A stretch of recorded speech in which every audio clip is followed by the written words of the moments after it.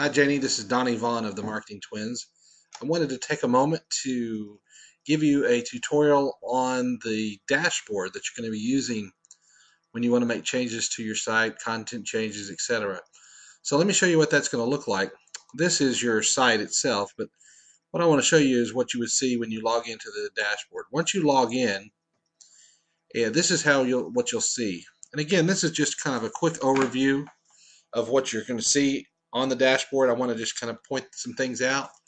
We're going to get into on another tutorial how to make changes. Let me start here with the information here. All the stuff that I'm kind of pointing out here, you really don't need to do anything with other than the log out button when you're done making your change. This quick press section here, I would not do anything with that. This right now button section here, I would not do anything with, especially this section right here. This change theme, please do not touch that because if we do that, then we run the risk of changing the site's look, and we spend a lot of time working on that, so please don't click that at all. The comments, from time to time, we've set this up for moderation, so in matter of fact, somebody made a comment, and so this is what you would do. If you should be getting notifications when someone sends a comment. If you're not, please let me know that. But when we set this up so that you receive comments, it's set up as pending. You can go in and approve it, and it will show up on the site. Or if you don't want to have the comments show on the site, we can talk about how to get rid of those. But I'm going to go ahead and approve that for now, and that will probably show up at some point that it's approved. It may take a little bit. All this recent drafts, I wouldn't worry about anything along those lines, nor would I worry about anything down here on this section here, or the plugins, this incoming links, or anything along those lines. Again, just for the most part, you can pretty much ignore everything over on this side.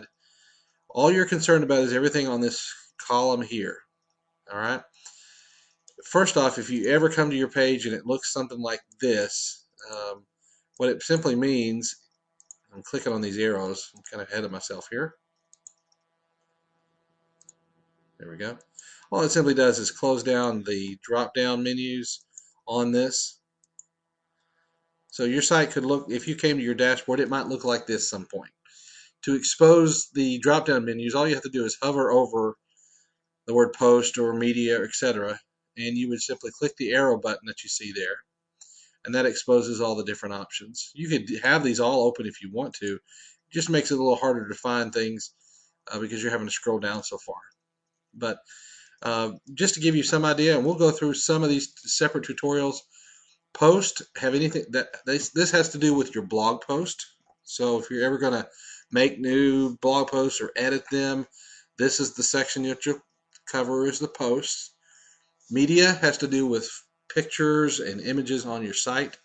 We'll do a separate tutorial on how that works.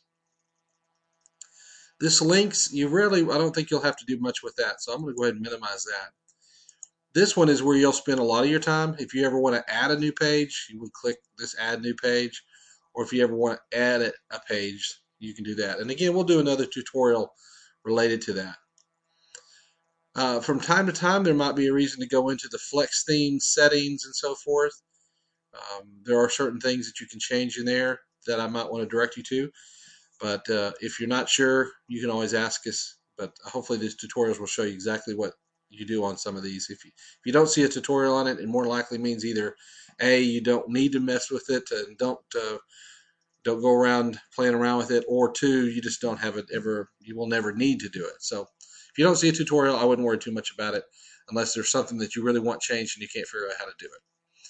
The appearance, you'll spend maybe a small amount of time in this section here.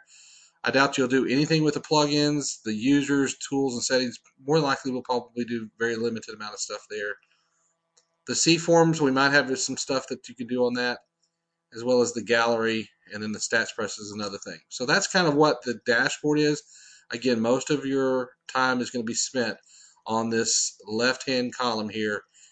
In fact, you will spend little to no time at all on all the rest of this stuff that I'm kind of highlighting with my cursor right now. So that's pretty much the way it is. And again, if you'd ever point when you're done making your changes, your edits, in your site, you can always simply log out, and that'll take you off the site. And I think that's quite of a quick summary of your dashboard.